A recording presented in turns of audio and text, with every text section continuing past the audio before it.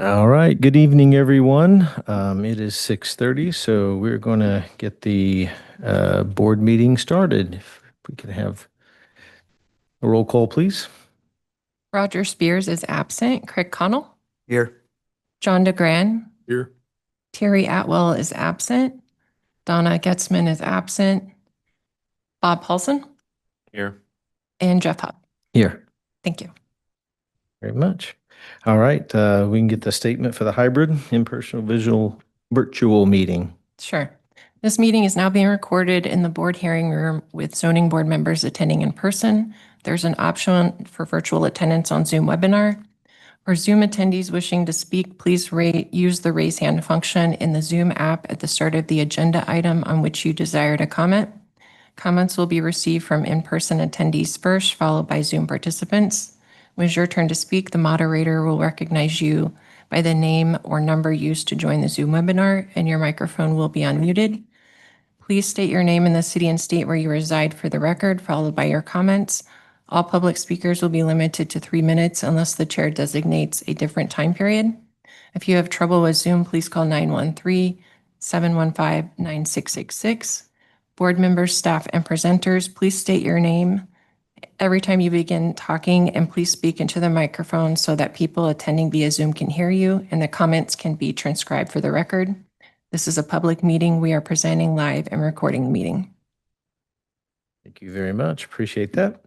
We're going to go to the agenda items. Is there anything that we need to add, delete, revise, and approve the agenda? Look there. All right. Disclosure of conflicts of interest. Appear to be none. And disclosure of external contacts or discussions. None on that one as well. All right. If I could have a motion and a second for the approval of the minutes for the July 16th meeting.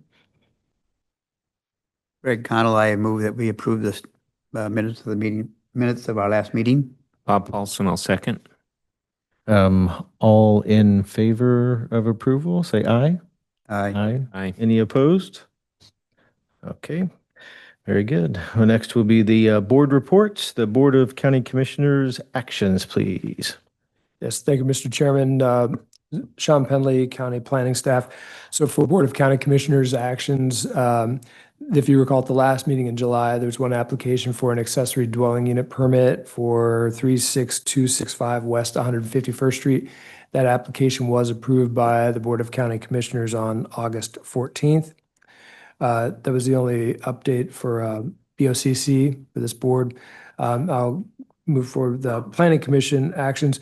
We had a Planning Commission meeting last night. Mr. Connell was there. It was a good meeting with the Planning Commission. We had at that meeting a discussion of the annual comprehensive plan review. We do that annual review. The board did, or the Planning Commission did review that. Staff provided an update, and the Planning Commission did make a recommendation for that to be approved, showing that there was nothing that was considered outdated or obsolete, so that as it was currently drafted is relevant and accurate. So that was approved. In addition, we had a draft review for a change to the comprehensive plan regarding the CARNET plan, or Comprehensive Arterial Road Network Plan. We are proposing a change to the CARNET plan specifically regarding arterial streets in the unincorporated area, mostly affecting the west and south areas of the county, which, if you recall, we had a presentation regarding the Transportation Connection Plan to this board. I believe it was in June, or it might have been July. But as recommendations from that plan, there are some changes to some of the arterial roads.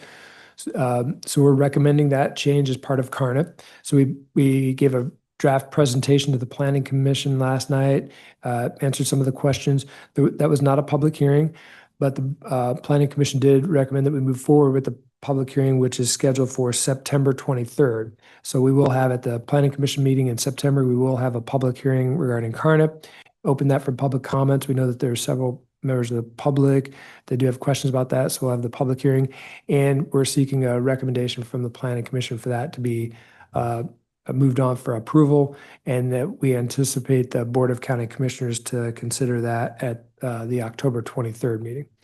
So that concludes board reports. Happy to answer any questions. right. Thank you, Sean. Appreciate that. All right, so we're going to move to the business before the board. We have an application number W25-505-FDP-GA, Final Development Plan, New Century Commerce Center Building C1. If we could hear from staff, that would be great. Good evening, Diane Wicklund, Planning Department. Just to note, before I start my presentation, we did put a handout at your desk here about a revised stipulation. I'll talk about that a little bit later. So the applicant is Van Trust Real Estate Development on behalf of Johnson County Airport Commission. The landowner is Johnson County. The existing land use is industrial, and the existing zoning is PEC LP, the Logistics Park District. The site size for building C1 is about 33 acres, and the location is along John Glenn Parkway and Flightline Drive, just north of 165th Street. As you can see here on the vicinity map there, the applicant is requesting a final development plan for building C1 for the New Century Commerce Center East Area Plan. 3 industrial warehouse buildings have been constructed and occupied, and 1 warehouse building is under construction as part of phase 1 of the New Century Commerce Center development. The proposed final development plan is for the 5th building, building C1, and its proposed total area is approximately 574,600 square feet. Approximate dimensions are about 570 feet by 1,008 feet, to be utilized for office and light manufacturing and industrial uses, and it's about 46 feet tall. The approved preliminary development plan did show 1 building, building C in this area, which was about 1 million square feet, a little over. This FDP application for building C1 proposes 2 buildings in this area instead of 1 larger building, as shown on that original preliminary development plan. And the building C2 will require a separate FDP in the future. The proposed FDP is consistent with the building elevations and exterior color, architectural design of the buildings approved with the overall PDP. Stormwater detention areas and the proposed landscaping have remained the same location as the preliminary development plan that was approved. Just to go over a few graphics here real quick. So here's just an aerial view of the surrounding area. You can see the red squares showing the new building, building C1. Also shows the other 4 buildings there that are existing. Here's just a graphic showing the original overall development plan, preliminary development plan, just showing the existing and future buildings. And you can see this is where building C1 is right here. And then this is just a copy of the final development plan, just showing the general layout for building C1, the building and the parking. In terms of the minimum infrastructure review, so to date, phase 1 and phase 1 and 2 of the infrastructure improvements in 4 industrial buildings have been constructed as part of this East Area plan. The applicant did also submit a revised traffic memo, which evaluated the need for potential street improvements related only to building C1. Just to note that traffic memo did recommend no additional street improvements at this time. Also, you'll see on page 6 of the staff report where we made a statement that the traffic memo that was submitted shall be revised to address Public Works Department comments prior to the meeting tonight. That has happened. The applicant did resubmit the revised traffic memo, and Public Works has received reviewed it and accepted that revised memo. So that's completed now. The applicant also submitted a revised stormwater memo to Public Works, just reviewing stormwater and drainage improvements. That was also reviewed and accepted by the Public Works Department. So the application does meet all the minimum infrastructure requirements for that LP district. So this is a cross-dock building and constructed of tilt-up concrete wall panels with a textured paint, and it does comply with the setback requirements for the zoning district. Building C1 will have 5 access points, as you can see on the graphic there, 2 along Flightline Drive and 3 along John Glenn Parkway. Off-street parking facilities have also been provided for Building C1. About 422 vehicle parking spaces, 158 future parking spaces, and then 121 truck parking spaces for trailer storage. So the plans do show landscaping and screening around the building on all sides, which does comply with the screening requirements for the loading docks from public view. The proposed building does also include wall-mounted lighting and parking lot pole lighting. And so those fixtures will be cut-off fixtures and facing downward, similar to the lights that are on the other buildings. In addition, the applicant also is showing 2 monument signs for the building site. And just a reminder, in 2023, the BOCC did approve a sign development plan for this east area. And so the proposed signage will be constructed and matches what was approved back in 2023. The Public Works comments have been included into the staff report. Building officials stated no concerns or issues with the proposed FDP, and that the building and site shall comply with current building and fire code requirements. Wastewater district had no concerns. Therefore, planning staff is recommending approval of a final development plan for building C1, subject to the stipulations listed on 11 and 12 of the staff report. And so just to note, staff is recommending a couple of changes to the stipulations, and those are reflected in the suggested motion. So one is to amend stipulation number 12, just talking about the lease agreement, and that it shall be approved by the Airport Commission. Right now, it says prior to BOCC approval, we will amend that to just say prior to issuance of the building permit.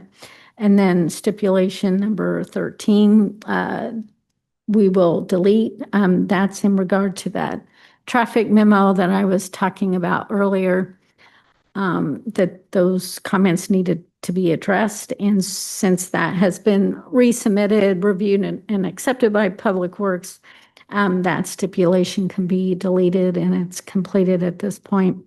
Reasons for recommendation of approval are on page 12 and 13.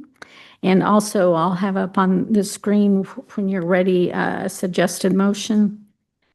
And with that, I'm available for questions, and the applicant is also present. Any questions for staff at this time? Yeah, Okay. yeah, Craig Connell, I have a question for you, Diane. On the parking, so I noticed quite a few, where's it at here? Okay, here we go. Parking spaces. Let's see, 158 future vehicle parking spaces.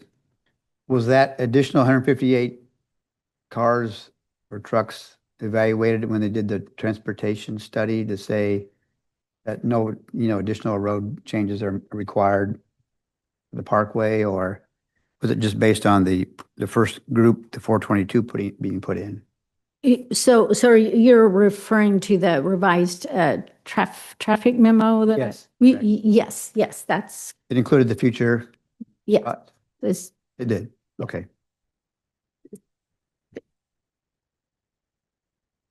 Yes, Mr. Chairman and Vice Chair Sean Penley, planning staff, I will note too, yeah, the traffic memo is a good question. They looked at that, the original preliminary development plan for the New Century Commerce Center took into account the entire east area development, and they did a really large traffic analysis for that entire development.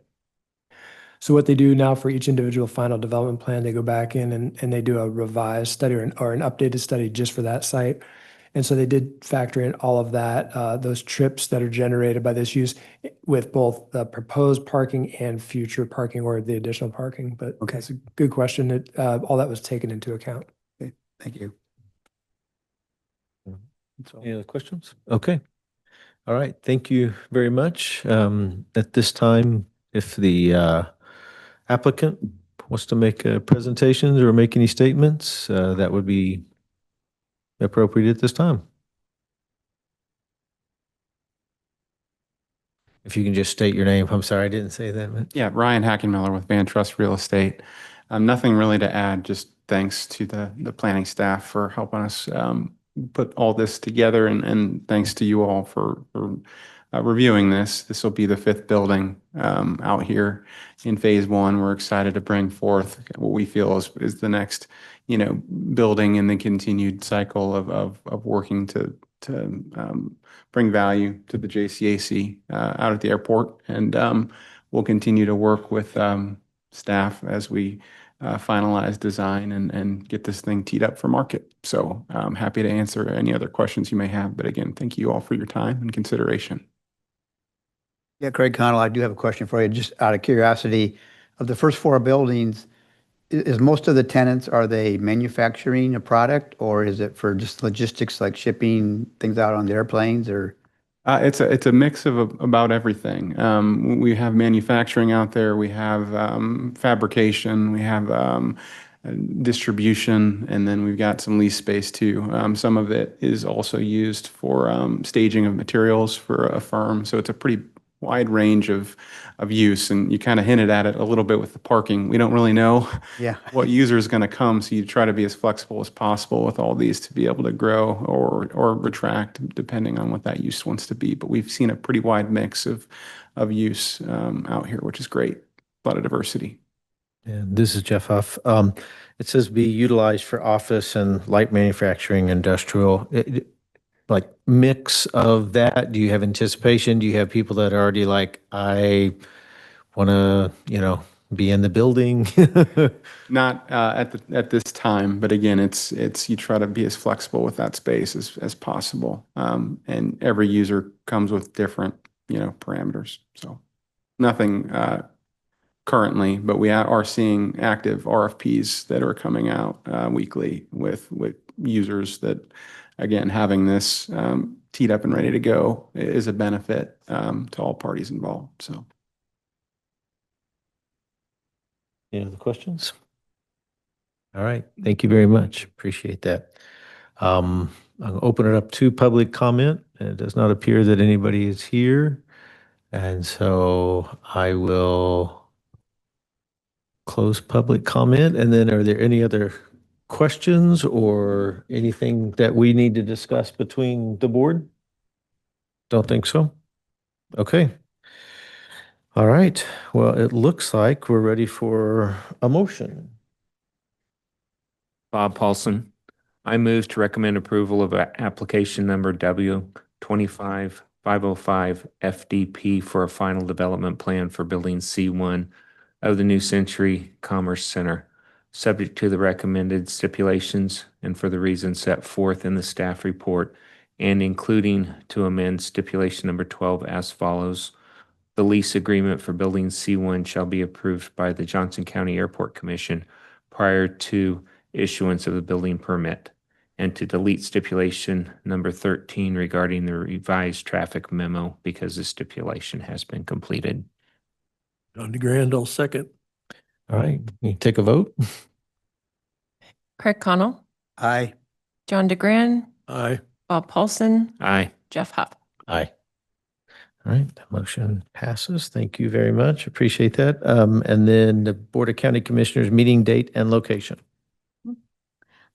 Yeah, thank you. So this application will go to Board of County Commissioners on September 25th, 9:30 a.m. here, County Administration Building, 111 South Cherry, here in this room.